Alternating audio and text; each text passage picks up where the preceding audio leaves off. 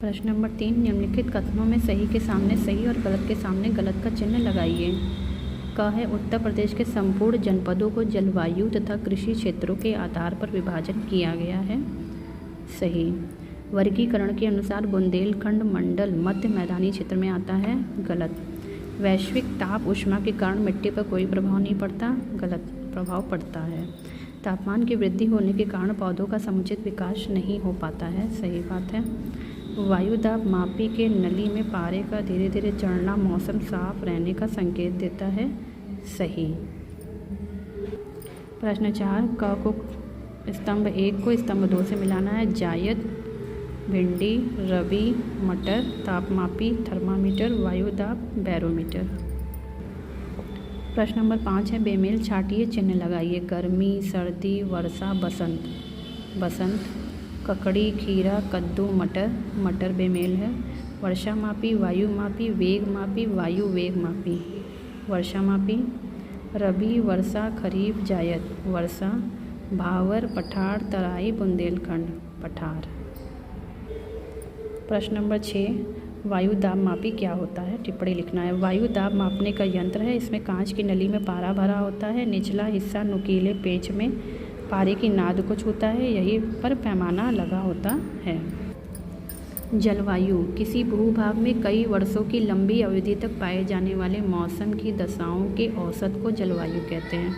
खरीफ क्या है? वर्षा अच्छी होने पर बोया जाता है। धान, मक्का, ज्वार, बाजरा, अरहर, उड़द, मूंग, गन्ना। तापमापी ताप मापने का यंत्र है। इसमें पारा भरा होता है। पारे का संकेत होता है HG। वर्षा मापी वर्षा की मात्रा मापने का यंत्र है। प्रश्न नंबर 7 है, एक एक शब्द में उत्तर देना है। मौसम की दशाओं की लंबी अवधि में औसत को कहते हैं जलवायु। किसी स्थान की ऊंचाई गहराई का पता अल्टीमीटर और फेदोमीटर से लगाते हैं। किसी स्थान के निश्चित समय में होने वाली वर्षा के मापने के यंत्र को कहते हैं वर्षा मापी। जलवायु परिवर्तन का मुख्य कारण क्या है? मनुष्य के क्रियाकलाप ऐसे हैं जिससे जलवायु परिवर्तन होता है। उपकरण जिससे पवन वेग मापा जाता है वायु वेग मापी। प्रश्न नंबर 8 है, चित्रों की सहायता से सुमेलित करना है।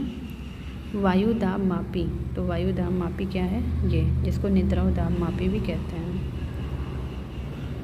ताप मापी थर्मामीटर, वर्षा मापी और वायु वेग मापी। अध्यापक की सहायता से एनीमोमीटर का नामांकित चित्र बनाइए। ये देखिए यहाँ चित्र दिया हुआ है, इसको बना लीजिए देख करके। जलवायु चक्र की सहायता से दर्शाइए।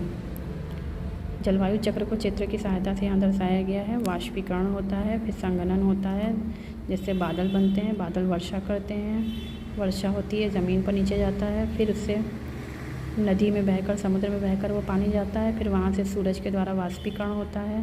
पेड़ पौधे वाष्पोत्सर्जन भी करते हैं जिससे कि बादल बनते हैं। तो ये जलवायु चक्र यहाँ पर दिखाया गया है। ये आपका एनीमोमीटर है। ये आपका जलवायु चक्र है। जलवायु के अनुसार फसलों के 5 नाम लिखिए। खरीफ धान, मक्का, ज्वार, बाजरा, अरहर। रबी गेहूँ, आलू, मटर, सरसों, चना।